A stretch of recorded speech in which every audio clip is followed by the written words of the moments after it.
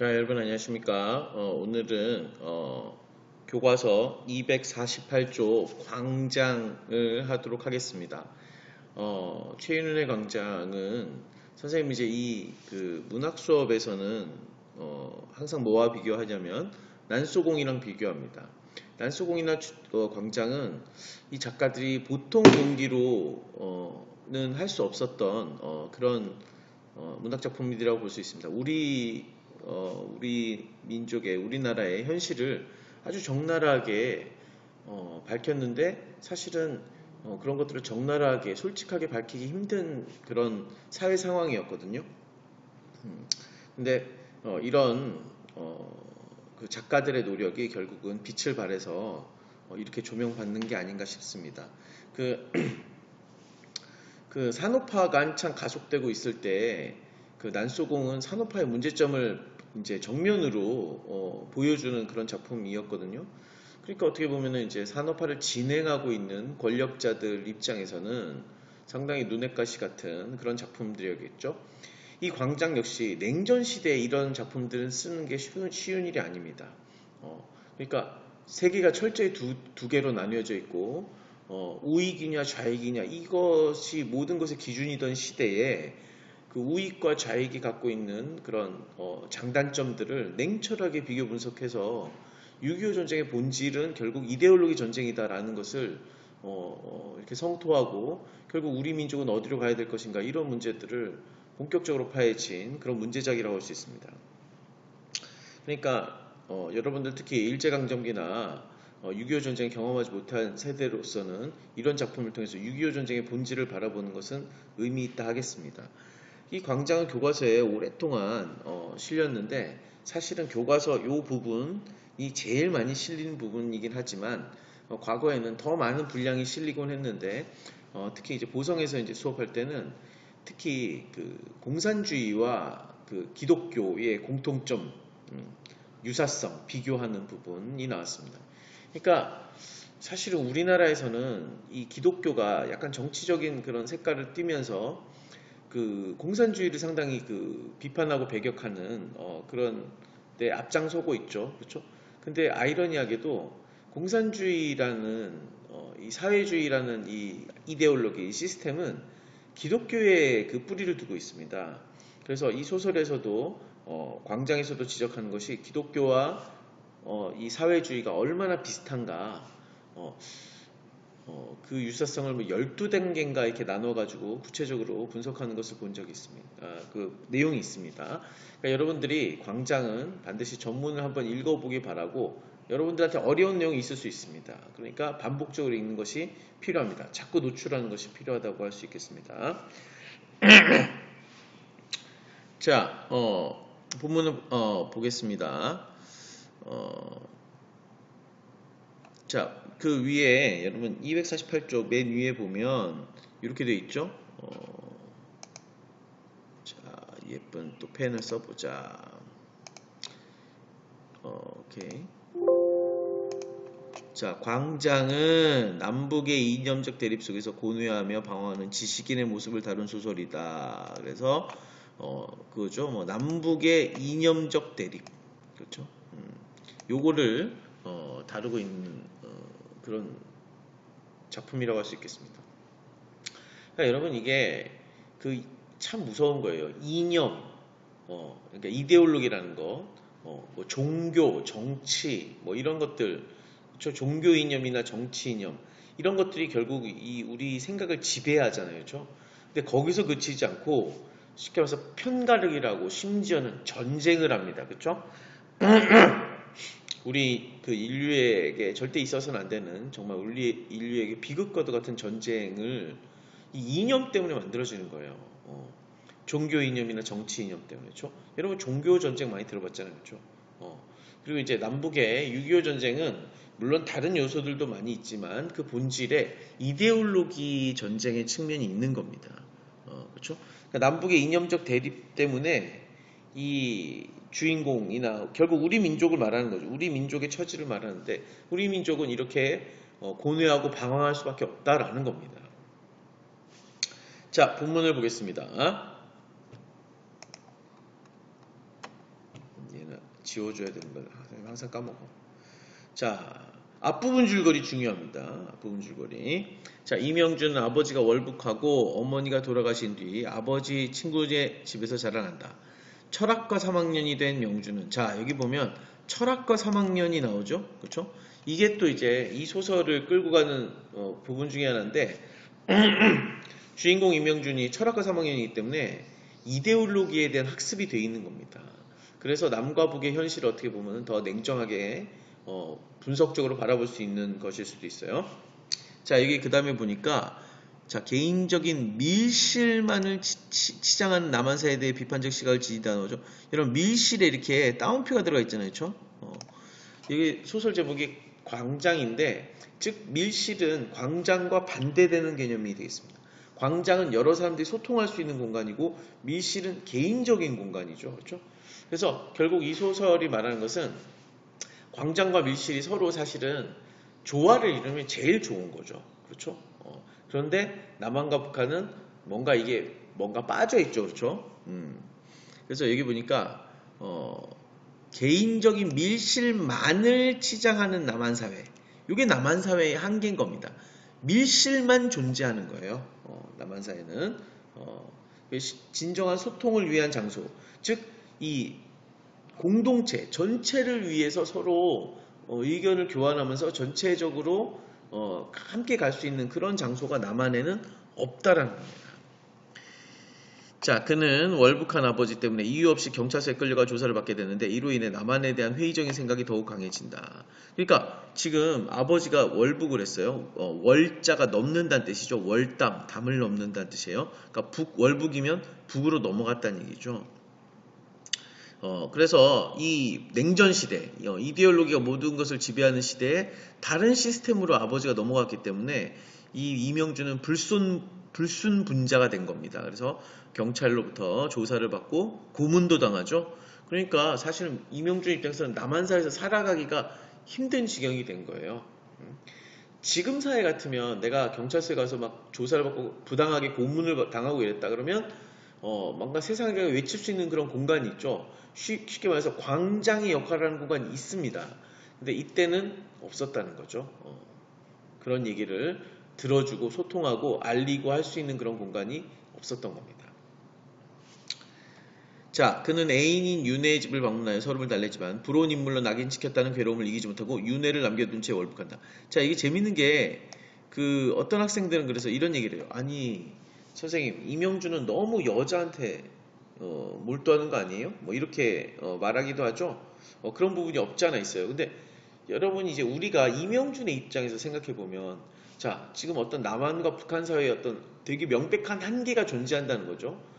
게다가 여러 가지 이유로 이 이명준에게는 이제 올가미가 씌워져 있는 거예요. 그냥 남한에서 속된 말로 남한의 시스템도 그냥 살면 되는데 자기 아버지가 월북한 불순분자이기 때문에 자기도 부러운 인물로 낙인 찍혀서 막 조사받고 막 고문당하고 하니까 살 수가 없는 거죠. 그렇죠? 북한 쪽에서도 마찬가지입니다. 그러면 만약 그런 처지에 있는 사람에게 돌파구는 뭘까요? 그렇죠? 사람밖에 없는 거죠. 사람. 자기 얘기를 들어주고 자기를 이해해 줄 수 있는 사람. 그리고 결국 현실 도피적인 그런 행동을 할 수밖에 없는 거잖아요. 그렇죠? 그래서 이 애인인 이 여성들에게 어떻게 보면 집착하고 몰두하는 것은 어떻게 보면 자연스러운 일이라고 볼 수 있습니다. 자, 아무튼 월북을 합니다. 그러나 북한 역시 명준이 원하던 곳은 아니었다. 이상적인 혁명가로 생각했던 아버지는 젊은 여인과 재혼하여 부르주아 생활을 하고 있었으며 북한 사회는 사회주의 제도의 공식적인 명령과 복종만 있는 공허한 광장 같은 곳이었다. 자, 여러분 위에서 그 남한사의 한계가 뭐라 그랬죠? 남한사의 한계. 여기 뭐라고? 개인적인 밀실만을 치장하는 남한사회. 그렇죠? 그럼 북한사회의 한계는 뭔가요? 북한사회 여기 있죠? 북한사회는 뭐야? 사회주의 제도의 공식적인 명령과 복종만 있는 이거는 다시 그려야 되겠죠? 북한사회는 사회주의 제도의 공식적인 명령과 복종만 있는 공허한 광장 같은 곳인 거죠. 그렇죠? 다시 또 예쁘게 칠 한번 해야겠죠? 사회주의 제도의 공식적 명령과 복종만 있는 공허한 광장. 그러니까 남한이 위에 보면 개인적인 밀실만 치장한다라고 했다면 북쪽은 공허한 광장, 광장이 존재하는데 남한과는 달리 광장이 존재하지만 공허하다. 왜? 거기는 명령과 복종만 있기 때문입니다. 그러면 왜 명령과 복종만 있을까요? 진정한 소통이 있지 않고. 여러분 사실은 잘못된 이데올로기나 잘못된 종교는 없어요. 다 그 각각의 이데올로기나 종교는 다 고귀하고 소중한 내용들을 담고 있습니다. 문제는 뭔가요? 그것을 실행하는 인간에게 문제가 있는 거죠. 여러분 그 왜 이 공산주의 여기 이제 여기 사회주의라고 돼 있네요. 여러분 잘 알고 있죠? 공산주의나 자본주의는 경제 이데올로기죠. 그리고 이제 민주주의와 사회주의 이런 것들이 사회를 이루는 이제 이데올로기인데 우리는 이것을 섞어서 씁니다. 그렇죠? 섞어서 쓰는 이유가 있는 거죠. 왜냐하면 아주 밀접한 관계가 있고 그 어떻게 보면 경제 이데올로기가 또 그 사회를 구성하는 속성을 명백하게 드러낼 때가 있고 막 이렇기 때문에 섞어서 씁니다. 여러분들 이해해야죠. 공산주의나 사회주의 같은 말이고 민주주의나 자본주의 같은 말로 일단 받아들입니다. 엄밀히 말하면 다르지만 자, 여러분 사회주의가 사실은 얼마나 진짜 이상주의죠, 이상주의. 그죠? 모든 사람들을 평등하게 대한다는 거. 그죠? 그러면 얼마나 좋을까요, 그죠? 근데 그게 안 되잖아요, 그죠? 현실적으로 안 됩니다.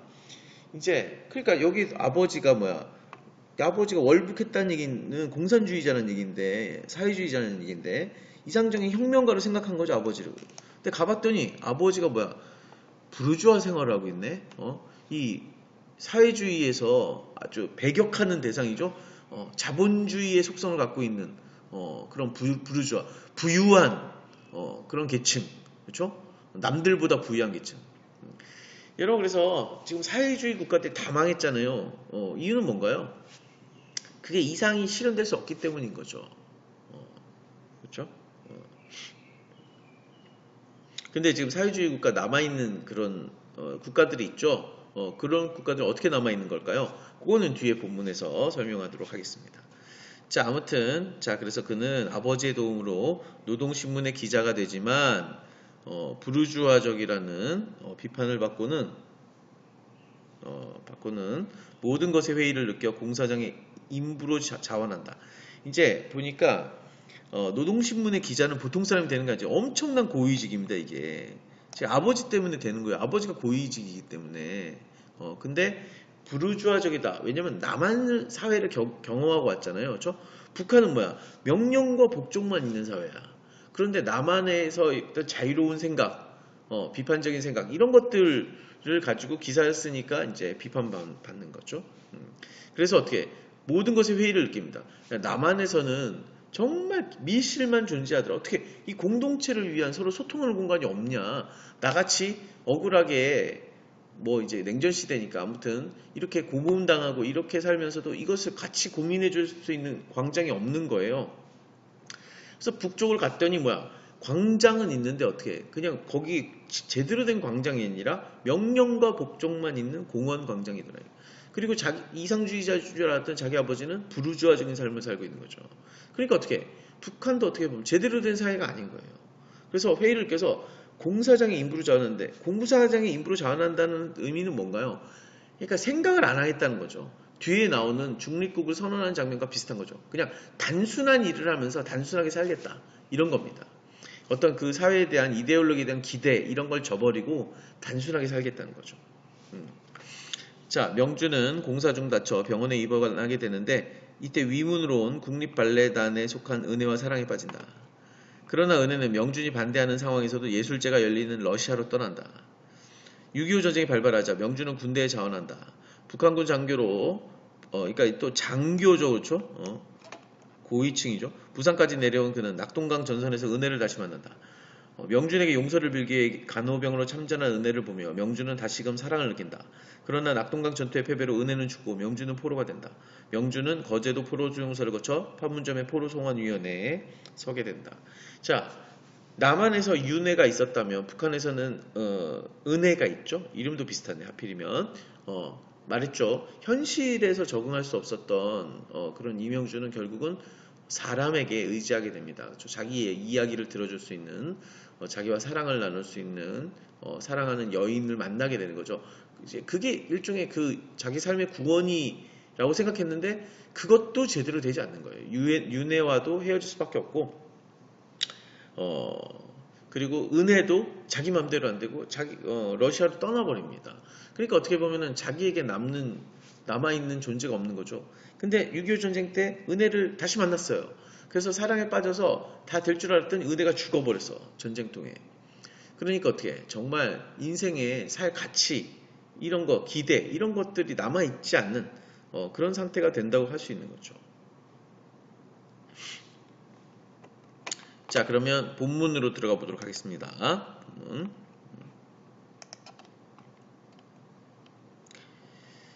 자, 이게 여러분 그 포로송환위원회잖아요. 그렇죠? 거제도 포로수용소에 결국 이제 포로를 다시 돌려보내는 거죠. 근데 남과 북, 그 다음에 중립국 이 세 가지 그 선택지가 있는 거죠.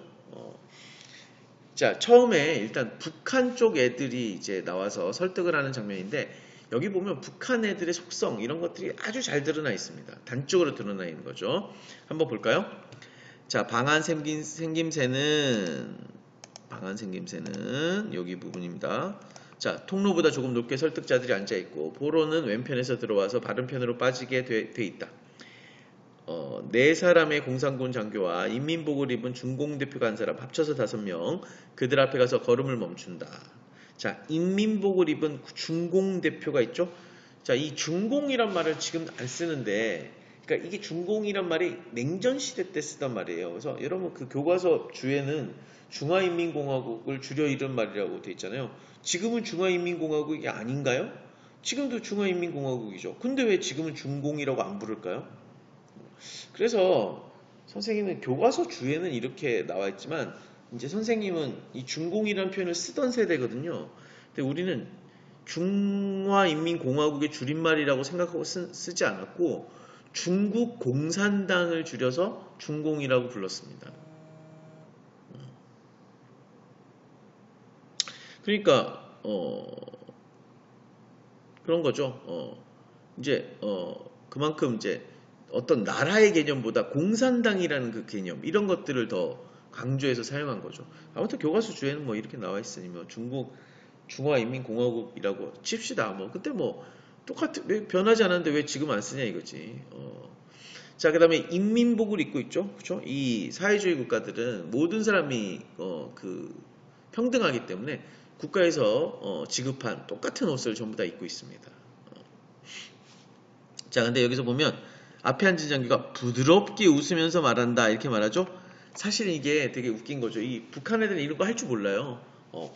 이제 본문이나 남한 쪽을 보면은 그런 게 잘 드러나는데 그런데 이제 웃으면서 이렇게 말하는 것은 어떻게 상대방을 설득하려는, 회유하려는 그런 표정으로 생각해 볼 수 있는 거죠. 근데 금방 본색이 드러납니다.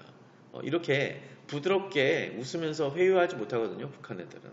왜냐면 왜? 위에서 봤잖아. 뭐 명령과 복종만 있는 사회예요. 그렇기 때문에 부드럽게 웃으면서 상대방을 회유하는 건 못합니다. 금방 드러납니다. 자, 동무 앉으시오. 명주는 움직이지 않았다. 자, 여기서도 동무 앉으시오 그런데 움직이지 않았어요. 이건 무슨 뜻인가요? 너희들의 의도대로 하지 않겠다. 라는 거죠. 이미 내 마음은 정해져 있다. 그쵸? 그런 것들을 보여주는 행동이 될 수 있겠습니다. 그쵸?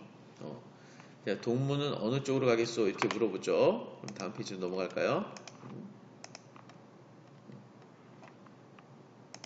그랬더니 대답은 선생님 얼굴 한번 또 옮겨야겠죠? 대답은 중립국, 그쵸? 이렇게 말하죠. 여러분 쓱 밑으로 내려보니까 처음부터 끝까지 온통 중립국이죠? 그렇죠? 자, 중립국. 자, 그들은 서로 쳐다본다. 앉으라고 하던 장교가 윗몸을 테이블 위로 바싹 내밀면서 말한다. 자, 윗몸을 테이블 이렇게 바싹 내밀었으니까 뭡니까? 상당히 적극적으로 자신의 생각을 말하는 거죠. 자, 동무, 중립국도 마찬가지 자본주의 나라요. 굶주림과 범죄가 우글대는 낯선 곳에 가서 어쩌자는 거요. 이렇게 말합니다. 자, 그 동무 중립국도 마찬가지 자본주의 나라요. 굶주림과 범죄가 우글된 낯선 곳에 가서 어쩌자는 거예요. 이렇게 말하는데, 자, 요게 이 냉전 시대에 서로를 비판하고 배격할 때 이 여기 자본주의 나라를 말 썼으니까 반대 개념인 공산주의를 끌어들이면 공산주의 국가들이 자본주의를 비판하는 게 이겁니다. 야, 자본주의는 굶주림과 범죄가 있잖아. 우리 공산주의에는 굶주림과 범죄가 없어. 이렇게 말하는 거죠. 그렇죠? 자본주의의 제일 큰 한계 중에 하나가 바로 굶주림과 범죄죠. 그러니까 내가 능력이 없거나 근데 사실 이제 능력이 없는 게 아니라 우리가 그 흥보전에서 보다시피 내가 아무리 열심히 일하려고 해도 시스템이 안 받쳐주는 경우들이 있어요. 그러니까 그럴 경우에 이제 소위 말해서 거지가 존재한다는 거죠. 공산주의 사회는 거지가 없습니다. 이론적으로는. 근데 북한에 굶는 애들 많잖아요. 그렇죠? 그건 다 뭐 때문이다? 시스템의 문제가 아니라 뭐야? 그것을 관리하는 인간들의 문제 때문이다. 진짜 얘네들이 진짜 n분의 1로 다 나누면 어떻게 굶는 사람이 있겠어요? 그럼 다 같이 굶겠죠. 그렇죠? 실제로 다 같이 굶고 있지만 아무튼 조금이라도 나눠서 덜 굶도록 노력을 해야 될 텐데 말이죠. 하여튼 이론적으로는 북한은 뭐야? 배식을 하잖아요. 그렇죠? 여러분 학교 급식하는 것처럼 국가에서 밥을 줍니다. 그러니까 이론적으로는 굶주림이 없어요. 자, 그 다음에 범죄. 그렇죠? 이게 왜 범죄 왜 생기나요? 내가 뭔가 더 가지려는, 그렇죠? 그런 인간적인 욕망 때문에 생기는 거예요, 범죄가. 그렇죠? 근데 북한 사회는 어떤 사회야? 그러니까 이 사회주의 사회는 아까 앞에서 나왔듯이 명령과 복종, 그 다음에 감시 체계가 존재하는 사회거든요. 이 감시 체계는 왜 존재하나요? 왜냐면 인간의 본성에게는 내가 더 가지려는 그런 본성이 있기 때문에, 근데 이 누군가는 더 가지게 된다 그러면 이 사회주의 시스템이 유지가 안 되겠죠. 여러분 계급 사회에서 계급이 정해져 있는데 아래 계급이 내 마음대로 하겠다. 그럼 계급 사회가 유지가 안 될 거 아닙니까? 그럴 경우 어떡하나요? 강력한 처벌을 합니다. 절대로 이 시스템을 깰 수 없도록 시스템을 깨려고 시도하는 것에는 강력하게 처벌해요. 그렇기 때문에 북한 사회에서도 이런 감시 체계, 그 다음에 강력한 처벌 이런 게 존재하기 때문에 범죄가 없는 거죠. 이론적으로는. 하지만 실제적으로는 있습니다. 저 인간 사는 사회이기 때문에 어디나 있습니다. 아무튼 이 공산주의나 사회주의에서 자본주의를 비판할 때 하는 말이 바로 굶주림과 범죄입니다. 여러분 실제로 그래서 이 사회주의가 잘 갖춰진 나라들 보면 유럽에 이제 나라들 있잖아요. 그렇죠? 그러니까 이탈리아 같이 못 사는 나라들도 뭐 대학 교육까지 전부 다 무료고, 그렇죠? 교육도 무료고, 사회주의 국가들처럼 교육도 무료고, 뭐 의료 이런 것도 다 무료예요. 대단하죠. 교육, 의료 뭐 이런 게 다 무료라는 것이. 하여튼 뭐 못 사는 이탈리아 같은 나라도 의료가 무료더라고요. 보니까 전 국민에게 주치의가 돼 있고, 물론 병원 가서 진료받는 게 쉬운 일은 아니더라고요. 우리나라처럼 병원이 많고 그렇지 않기 때문에 아무튼 이론적으로는 그렇다는 겁니다. 근데 이제 그렇죠. 결국 그래서 이 그 자본주의 그래서 이제 이 공산주의와 자본주의가 각각 수정을 합니다. 그렇죠? 그래서 남한에서도 우리가 자본주의를 수정 자본주의라 그러잖아요. 그렇죠? 그래서 모든 것을 시장에 맡겨놓는 것이 아니라 어떻게 보면 어느 정도 통제를 가하는 거죠. 무슨 독과점 금지법 이런 걸 만든다든지 아니면 뭐 학교에서 무료 급식을 한다든지 뭐 무슨 의무교육 이렇게 설정해서 그 의무교육은 공짜로 시켜준다든지 이런 것도 전부 다 뭐예요? 사회주의 시스템이에요. 사회주의 시스템의 좋은 점을 가져온 거예요. 그렇죠? 여러분 그 사회주의도 마찬가지입니다. 여러분 특히 러시아나 중국이나 북한 같은 나라가 어떻게 사회주의 유지하고 있나요? 결국은 뭐냐면 자본주의 제도를 끌어들여 와요. 왜냐하면 인간의 본성에는 그런 것들이 있기 때문에 그런 것들을 충족시켜주지 않으면 이게 유지될 수가 없어요. 그래서 요즘에 뭐 김정은이 인기가 많은 게 뭡니까? 무슨 장마당 이런 걸 허용하는 거잖아요. 자본주의 시스템을 인정해 주는 겁니다. 그러니까 백성들이 북한 주민들이 불만이 점점 줄어드는 거죠.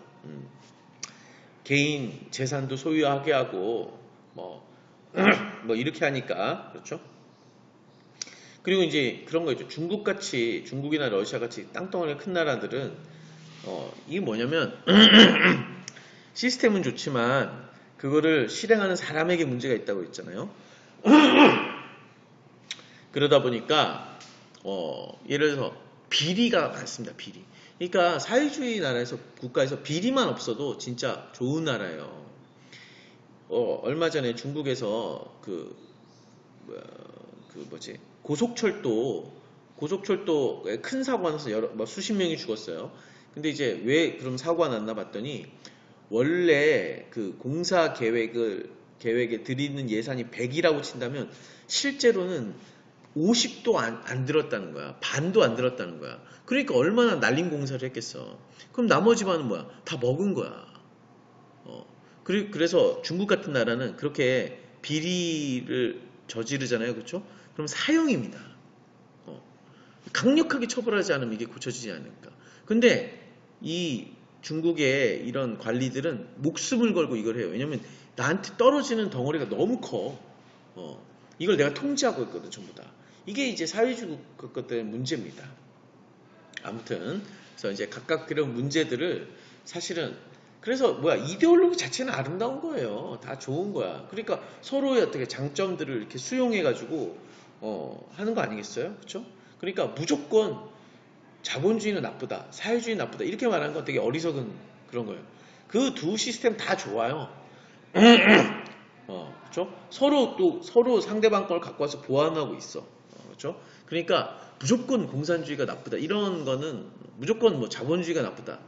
이런 말은 틀린 말입니다. 쉽게 말하면.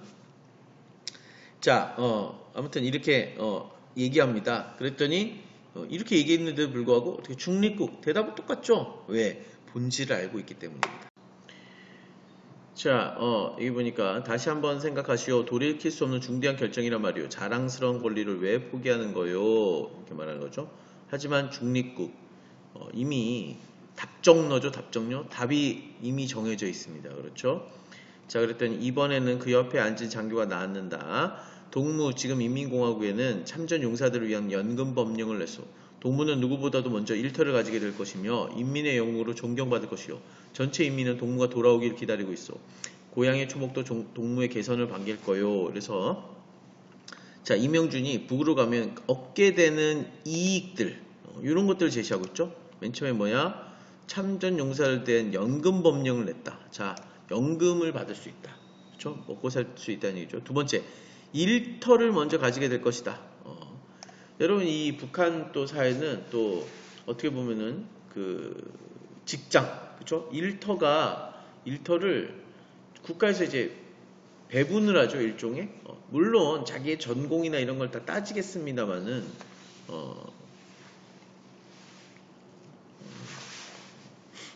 그렇죠? 그러니까 이런 것들도 먼저 일터를 선택할 수 있는 것, 이런 것도 상당히 메리트라고 볼 수 있습니다. 그 다음에 세 번째는 뭡니까? 인민의 영웅으로 존경받을 것이다. 명예를 얻을 것이다. 이런 거죠. 그 다음에 역시 이제 이 북한 사회의 특징이죠. 전체 인민은 이렇게 얘기하고 있어요. 그러니까 이게 아무튼 뭐 명령과 복종이 있든 뭐든 하여튼 전체 광장이 존재하잖아요. 공허하지만 그렇죠? 기준이 전체 인민이에요. 전체 인민 그렇죠? 전체 인민은 동부가 돌아오기를 기다리고 있어. 고향의 초목도 동무의 개선을 반길 거예요. 그 다음에 고향의 초목, 이제 자기가 살던 곳, 살던 환경, 익숙한 환경 이런 것들 얘기하는 거죠. 그래서 이런 장점들을 나열하고 있습니다. 그랬더니 중립국 이미 답은 정해져 있죠. 그러니까 그들은 머리를 모으고 소곤소곤 상의를 한다. 그러니까 원래 이런 상의는 사람 있는 앞에서 하면 안 되잖아요, 그렇죠? 그러니까 뭔가 기술이 부족해요. 상대방을 설득하는 기술이. 왜냐면 그러지 않아도 됐거든요. 명령과 복종만 있는 사이기 때문에 명령하면 딱 들어야지. 근데 여기는 상대방을 설득해야 되는 거예요. 쉽지가 않은 거죠. 자, 내려가 보면 자, 처음에 말하던 장교가 다시 입을 연다. 동무의 심정도 잘 알겠소. 오랜 포로 생활에서 제국주의자들의 간사한 꾀임수에 유혹을 받지 않을 수 없었다는 것도 용서할 수 있어. 그런 염려는 하지 마시오. 공화국은 동무의 하찮은 잘못을 탓하기보다도 동무가 조국과 인민에게 바친 충성을 더 높이 평가하오. 일체의 보복행위는 없을 것을 약속하오. 동무는 하고 말줄임표 돼 있는데 중립국 돼 있잖아요. 이건 뭡니까? 말을 끄는 거죠. 그렇죠? 더 안 들어도 다 안다 이런 얘기입니다. 그러니까 말을 끊고 중립국 해버리니까 뭐야? 중공 대표가 날카롭게 뭐라 외치는 거죠? 중국 사람 뭐라고 외쳤을까요? 선생님이 중국어를 몰라서 뭐라고 외쳤는지 모르겠네요. 근데 뭐 됐어 뭐 이런 식으로 얘기했겠죠 뭐. 설득한 장교는 증오에 찬 눈초리로 명준을 노려보며 내뱉었다. 좋아. 눈길을 방금 도어를 열고 들어서는 다음 프로에 옮겨버렸다. 자, 그 재밌죠? 그러니까 이 명령과 복종만 있는 사이니까 지금 이명준은 자신들의 뜻대로 하지 않은 거잖아요. 쉽게 말해서 복종하지 않았잖아요. 그러면 뭐가 따라온다? 증오가 따라온다. 야, 뭐 북한 설득 안 할 수도 있지. 그렇다고 증오의 눈치를 보낼 필요는 뭐가 있어 도대체. 하지만 이게 바로 북한 사회의 특성인 거죠. 그렇죠? 이 명령에 따르지 않으면 증오의 찬 눈초리가 따라오는 그런 사회의 속성. 그러니까 그런 분위기에서는 어떻게 보면은 이제 올바른 광장의 어떤 그런 모습을 갖추기가 힘든 겁니다. 명령이랑 복종밖에 없는데 거기서 무슨 소통이야. 그렇죠? 이렇게 복종하지 않으면 증오에 찬 눈초리가 날아오는 사회인 거죠. 자, 여러분 그 위에 부분 보면 아주 재밌어요. 뭐냐면 그 말 안에 답이 다 있어요. 그러니까 우리가 사실은 남이 하는 얘기를 잘 듣고만 있어도 지금 이 사회가 혹은 이 집단이 갖고 있는 문제가 뭐고 여긴 어떤 요소들이 있고 다 알 수가 있어요. 자, 한번 18번째 줄 다시 보겠습니다. 자, 동무의 심정도 잘 알겠어. 오랜 포로 생활에서 제국주의자들의 간사한 꾀임수에 유혹을 받지 않을 수 없었다는 것도 용서할 수 있어. 자, 먼저 뭐가 나오나요? 용서라는 표현이 나옵니다. 용서. 용서. 요거는 다시 써야겠네요. 요걸로 용서. 요걸로 다시 동그라미 줬고요. 용서. 자, 용서는 뭘 할 때 용서하는 건가요? 뭔가 잘못했을 때 용서를 받는 거잖아요. 그렇죠? 그 바로 밑에 보면 하찮은 잘못이라는 말이 나오죠. 그러니까 뭐냐면 지금 이명준은 북한 애들 기준에서는 잘못을 한 거예요. 그러니까 뭐야? 용서할 수 있다 이렇게 말하는 거예요. 그럼 무슨 잘못을 했느냐? 바로 제국주의자들의 간사한 꾀임새에 유혹을 받았다는 것이 잘못입니다. 이게 뭐냐면 이 북한 사회는 그 공산주의잖아요, 그렇죠? 그래서 모든 사람들이 평등하게 해야 되는데 남한 사회는 무슨 자기 개인의 자유 이런 것들이 존중되다 보니까 사유재산 이런 것들이 이제 있는 거죠, 인정이 되는 거죠. 북한에서 인정할 수 없는 것들. 그러니까 이런 개념을 접하고 돌아오면 북한에서 어떻게 분명히 자기가 사유재산을 가지려고 할 거다 이거죠. 그러니까 이게 바로 제국주의자들의 자본주의자들의 간사한 꾀임인 겁니다. 야, 그래 너는 너의 권리를 인정받을 수 있어. 뭐 이런 거죠, 이런 거. 근데 우리는 그것은 잘못이다. 우리 기준에서. 그리고 그것은 용서받을 수 있다. 이렇게 얘기하는 거예요. 그 다음에 하찮은 잘못을 탓하기보다도 동무가 조국과 인민에게 바친 충성을 더 높이 평가하고. 그러니까 역시 뭐야? 이 개인은 어디를 위해 존재한다? 조국과 인민을 위해서 존재하는 겁니다.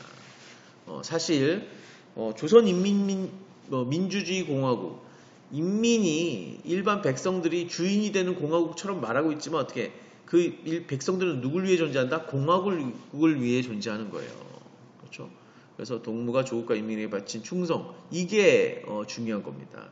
자, 일체의 보복행위는 없을 것을 약속하고. 재밌죠? 보복행위라는 것이 존재한다는 거예요. 그렇죠? 아이러니하게도 없다고 말했지만 약속한다고 말했지만 보복행위라는 말이 있는 겁니다. 그렇죠? 그래서 하여튼 명령과 복종만이 있는 공허한 그 광장이 있는 그런 북한 사회에서는 결국 이런 것들 잘못, 보복행위 이런 것들이 있다라는 것을 우리는 알 수 있게 됩니다. 자, 이러고 나니까 이제 다음 단계로 넘어가는 거죠. 이쪽 사람들도 포기하는 거죠. 그렇죠? 그리고 그 다음에 이제 남한 쪽으로 넘어가게 됩니다. 그 얘기는 다음 시간에 하도록 하겠습니다. 자, 수고했습니다.